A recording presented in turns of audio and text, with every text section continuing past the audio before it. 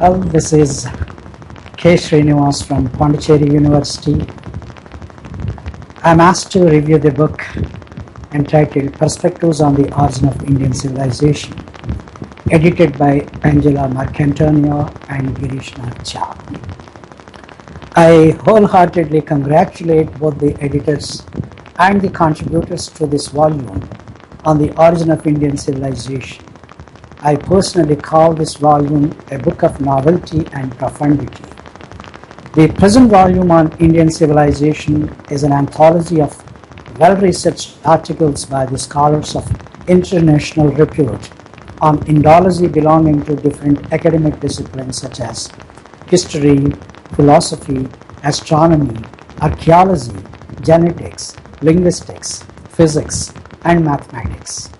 In the preface of the work, Professor Balram Singh aptly observes that, quotes begin, Indian civilization, considered as the only living ancient civilization, has remained the fancy of scholars, travelers, businessmen, rulers, and seekers of truth for millennia, quotes end. These divergent views on the origin of Indian civilization led to intense debates on its origin. Thus, the contents of the present volume make this work something unique and distinct.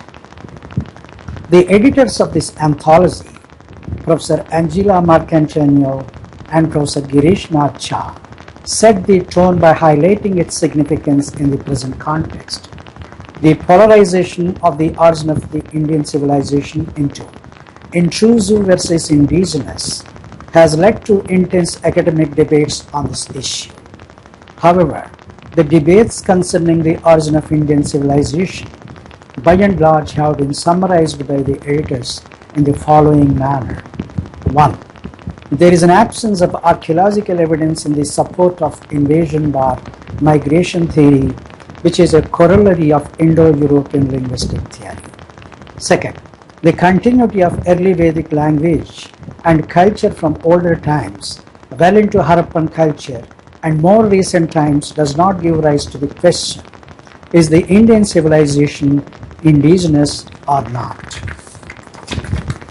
Third, the existence of South Asian linguistic area, Sprachbund, which involves the numerous languages and language families of India, indicates that there are a lot of similarities between Sanskrit and other Indo-Aryan languages.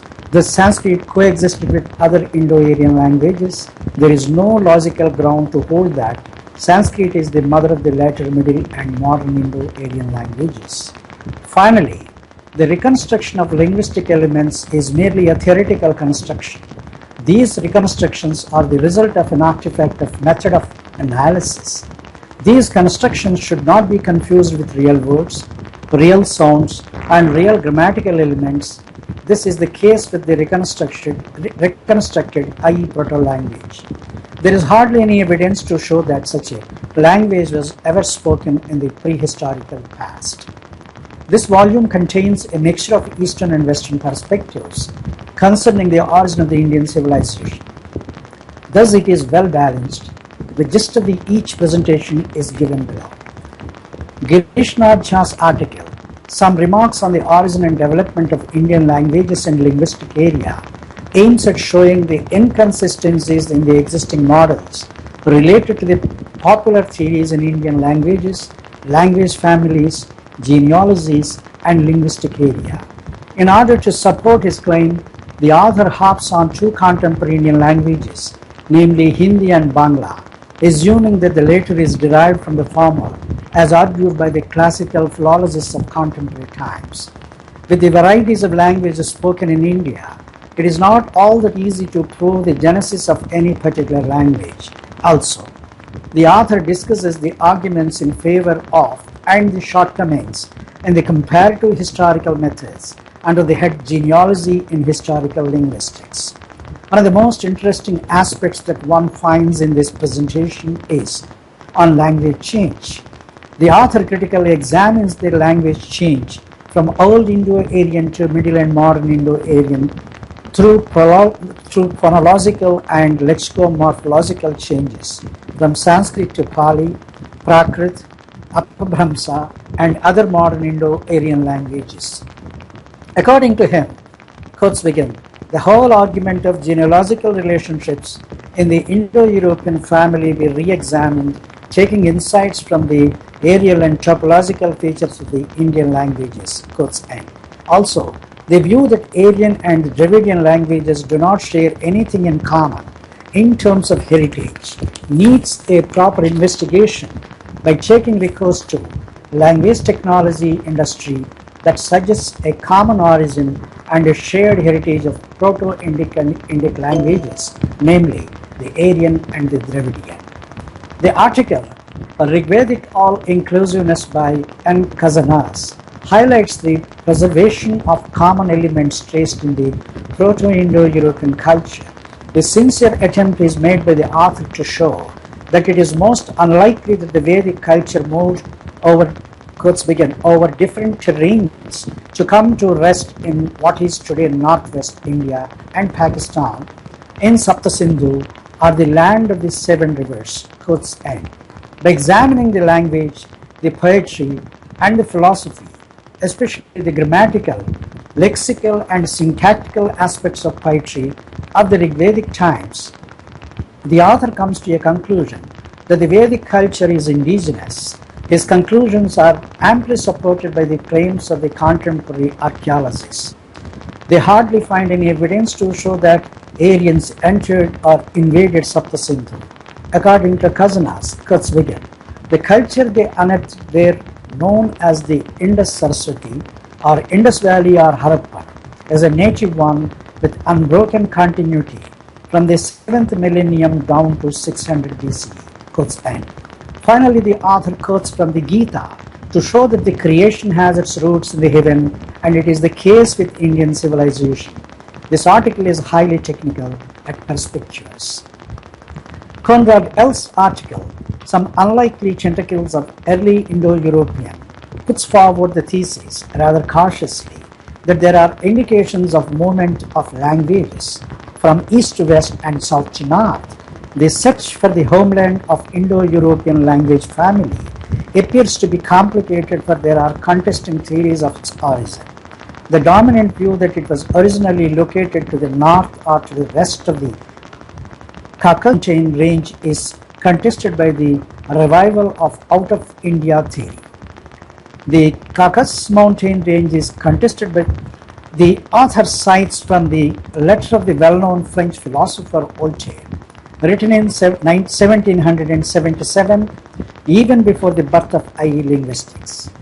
Voltaire writes, quotes begin, I am convinced that everything has come down to us from the banks of the Ganges, astronomy, astrology, metempsychosis, etc. Quotes end.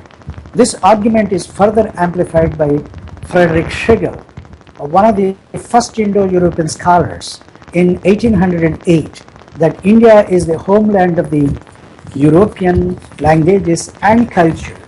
Later on, it was Max Müller, the well-known German Indologist, who located the homeland of Indo-European language family to Bactria. But other Western authors located it to Pontic steppes, South Caucasus, Anatolia, and North Central Europe. Thus, these theories claim to have established Aryan invasion theory, but these claims of the Western authors were again countered by the out-of-India theory exponents. Most of these were professionals, amateurs, and archaeologists. The author also takes up the issue of Indo-European language reconstruction. According to Paleolithic continuity theory, IE languages evolved slowly and existed more or less in their present habitats, even before the Ice Age.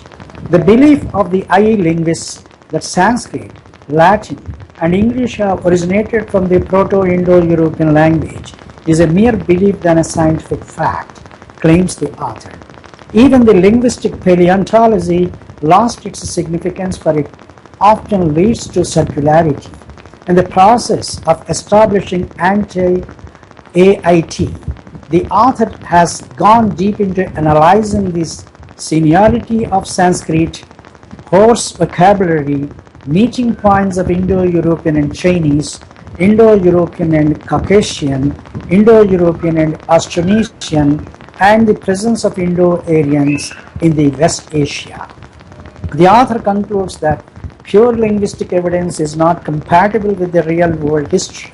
According to him, quotes begin, linguistics should think twice before claiming to have proved anything, especially in a nebulous domain like distant PIE past, so it would be inappropriate to base any grim conclusions on our little survey of the well-attested or yet hypothetical contacts of the fledgling IE family with other ancient languages. Quotes end. The author's painstaking exercise in trying to establish his point is remarkable. In her article entitled The Origin of Indian Civilization, Critical Analysis of the Contribution of Linguistics by Angela Marcantonia argues that confirmation bias has strongly affected the establishment of Indo-European language family and its model that Indian civilization has Western origin. According to the author, the efforts of confirmation made by the Western linguistic scholars, a scholarly tradition is based on a self-attested IE paradigm, which is considered to be a science unto its own.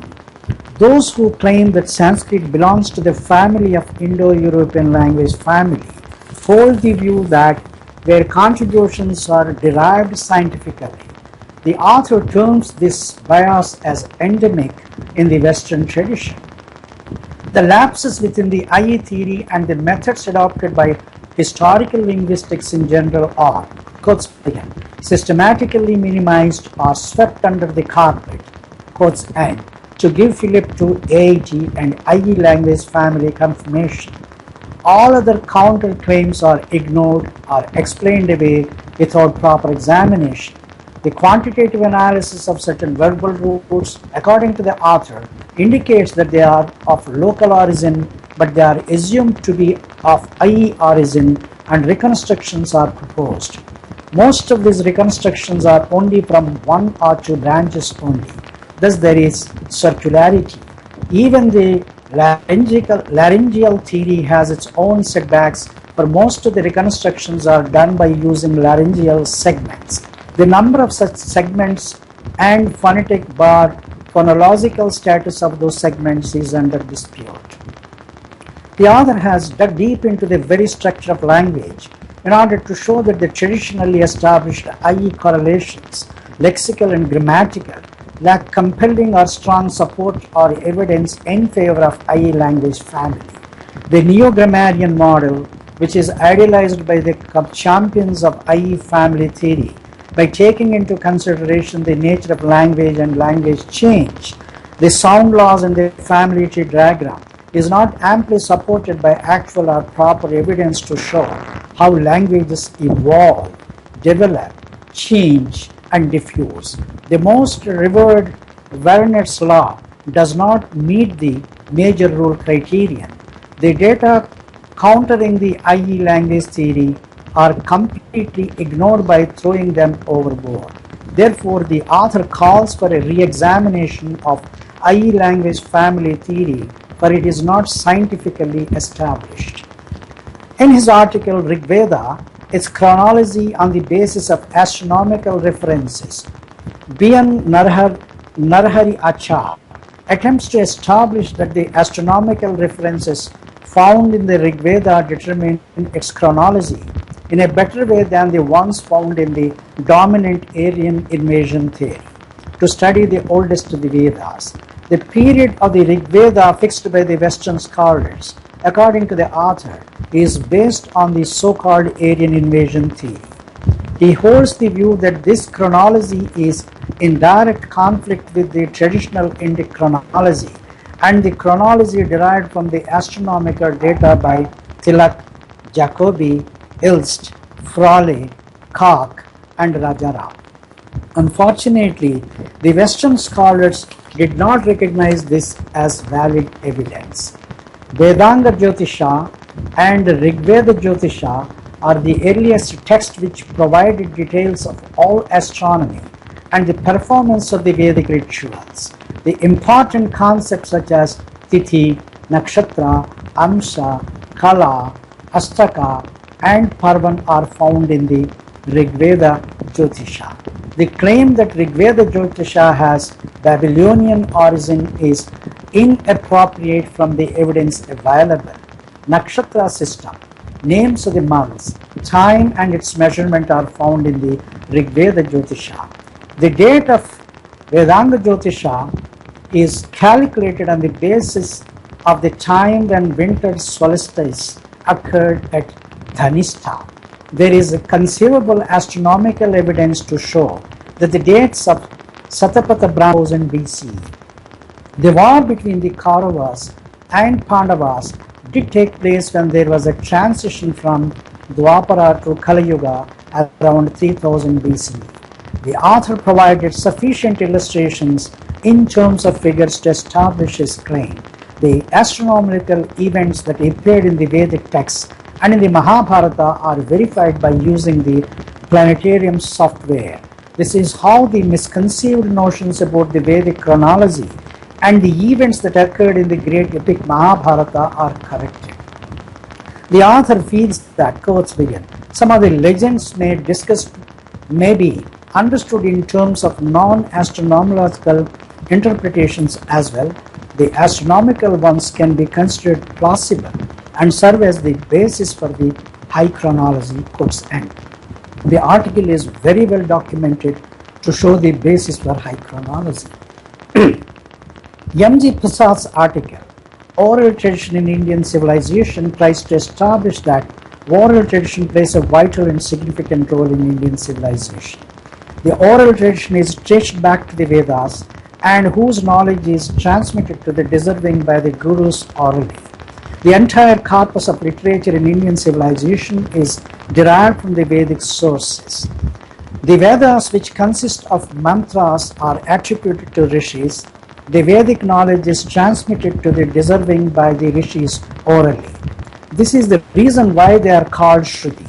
The reference to oral tradition is first found in the Srimad Bhagavatam of Maharshi Vyasa. According to the UNESCO reports, the Vedic tradition is an intangible cultural heritage of the world. This oral tradition survived due to the strict guidelines adhered to by the seers when they transmitted the knowledge of the Vedas to their deserving disciples. They are phonetic guidelines, simple to complex pattern of chanting, and chanting disciplines. The Vedic pronunciation is based on 6 important factors such as alphabet, varna, accent on pitch, swara, duration, matra, emphasis, balam, uniformity, sama, juxtaposition, santanaha. Similarly, the patterns of chanting are also equally important. There are as many as 11 different types of chanting. The phonetic parameters listed above are dependent upon the patterns of chanting. Similarly, chanting discipline is also given importance by the rishis. The disciples has to unlearn certain undesirable chanting practices to make the meaning intact. Samhita, pada, krama, jata, and ghana are the most desirable chanting practices. The ancient Vedic poetry is full of slokas and sutras. Even the classical music and dance forms are of the Vedic origin. Thus, Guru Sishya Parampara is maintained through oral tradition. This is the most unique and the dominant feature of Indian civilization, according to the author. In his paper, Dialectics of Power and Civilization, Knowledge-Centered Indian Civilization, R.P. Singh raises an important question. What exactly is the basic feature of Indian civilization? He attempts to answer this question by identifying 2 basic features of Indian civilization. One of them is its colossal continuum of contact, conflict, and confluence. The second is that it allows multiple approaches to thought constructions of reality. Thus, continuity and plurality are supposed to be the main pillars of its sustenance. Similarly, quotes begin, the relationship between power and civilization is a top-down model that conceives of power as a monolithic force imposed by dominant social, cultural, civilization groups. Quotes end. This connection between power and civilization manifests in the cultural practices of people. The power which is explained in terms of contact, conflict and confluence is the backbone for the sustenance of Indian civilization to the ages, according to the author. The view that a civilization is sui generis is not acceptable, for all civilizations are the products of interaction in which economic, political, technological and linguistic factors matter the most. This is true of all civilizations in the world. There are ample evidences to show that northern Bharata came into contact with the Greeks, the Mongols and the Persians, and the southern Bharata interacted with Egypt, Syria, Palestine, Babylonia and Persia. These contacts are not always trade-related ones, but also philosophical, religious and civilizational, cultural.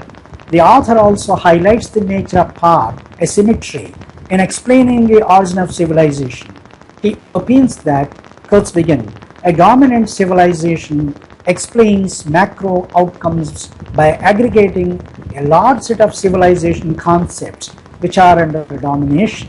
The individual civilization preferences and plans are explained by dominant civilization background. Quotes end. Thus, the dominant civilization explains away other less known forms or concepts of civilizations. However, the recessive civilizations strive towards recognition through power. Therefore, there is an underlying power asymmetry, argues the author, beneath the facade of civilizations. The view that the origin of Indian civilization is within the Indian subcontinent gathers more support than any other theory, for it is amply supported by genetic, archaeological and astronomical evidences. Therefore, the question of AIT does not arise. There is also a need for dialectical dialogue, according to the author, which examines the plurality of human existences by taking into consideration the facts such as identity, ethnicity, culture, and civilization. In order to detoxify ourselves from the heat of enlightenment rationality, we need to go back to the Upanishads. All the differences, contradictions, and oppositions between one civilization and the other get absorbed only through a meaningful dialogue. The dialectics of power and civilization alone can solve the problem in question.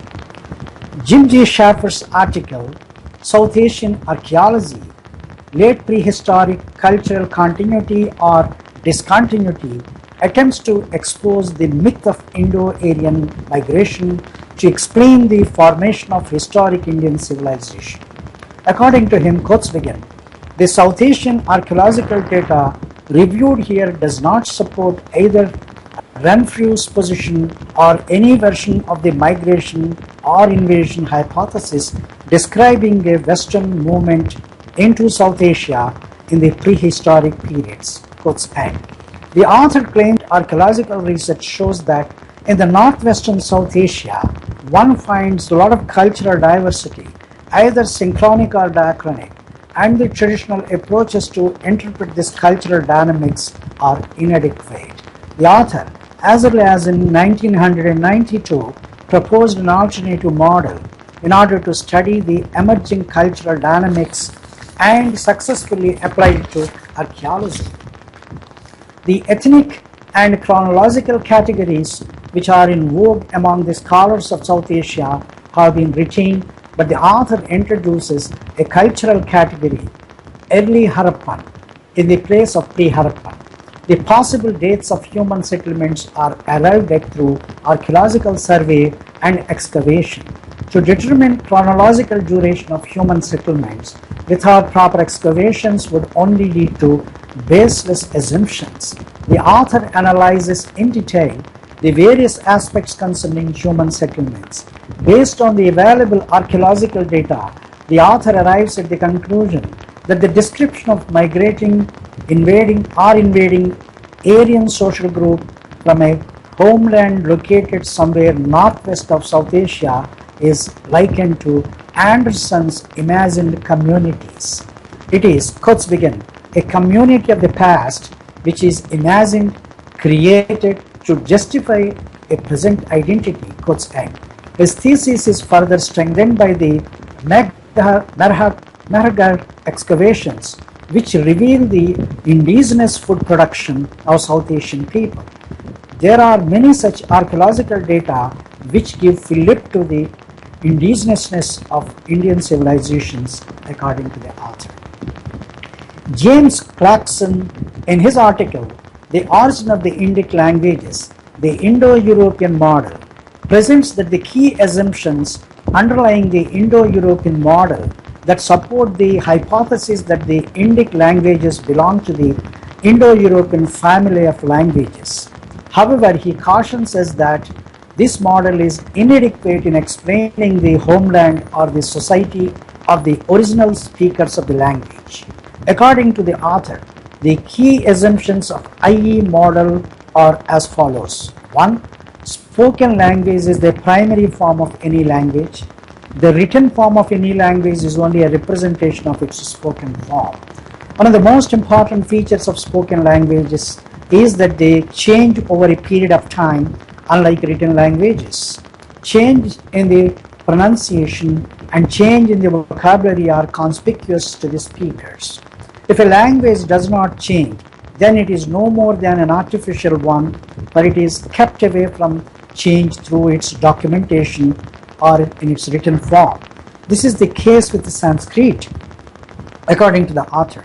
The third assumption is that there is no spoken language which did not change over a period of time.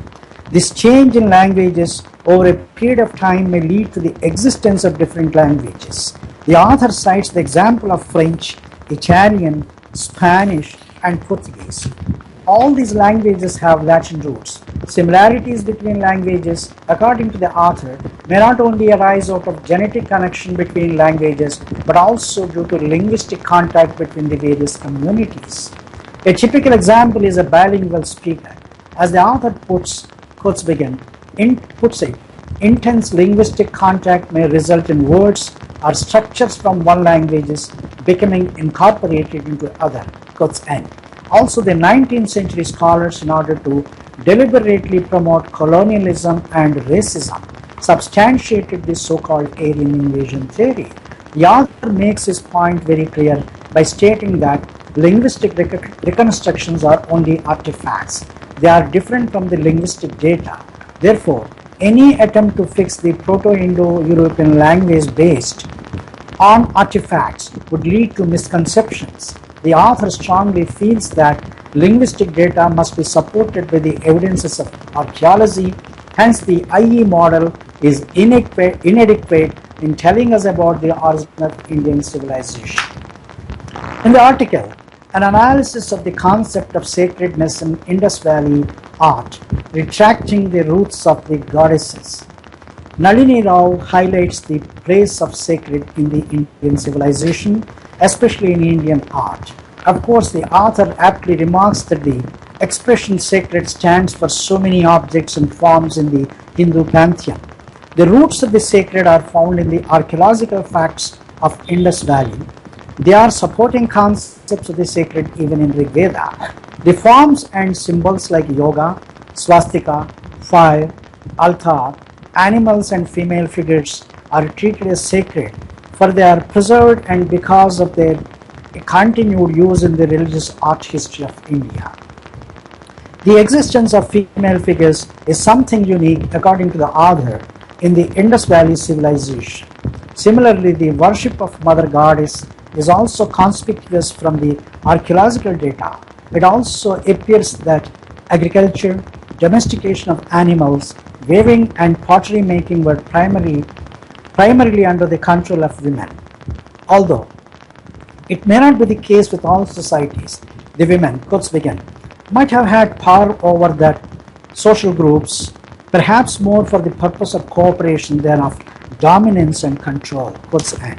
The author feels that the use of expressions, idols of fertility, and female figures only trivializes the significance of women.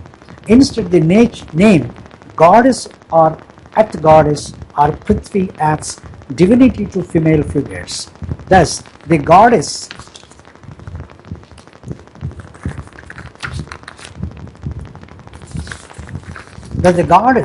culture prevalent in Indian culture has its roots in the Indus Valley civilization. The author maintains that the sacred is not part of history of consciousness, rather it is an element in the very structure of consciousness. One cannot ignore the role of sacred in understanding the culture of Indus Valley civilization. As a reviewer, I feel that this book is an excellent counter perspective on the origin of the Indian civilization. Every contributor to this volume has put his or her heart and soul into it to make this volume a gold mine for those who would like to revisit Aryan migration or invasion theory and the Indo-European language family theory. Thank you for your patient listening.